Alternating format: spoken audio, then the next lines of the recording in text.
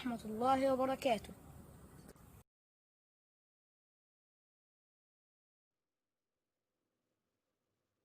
हुजूर अकरम सल्लल्लाहु अलैहि वआलिहि वसल्लम का इरशाद है,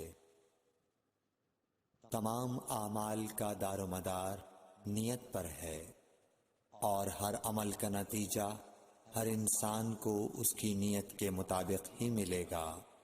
बस जिसकी हिजरत दौलते दुनिया हासिल करने के लिए हो या किसी औरत से शादी की गरज से हो, बस उसकी हिजरत उन्हीं चीज़ों के लिए होगी जिनके हासिल करने की नियत से उसने हिजरत की।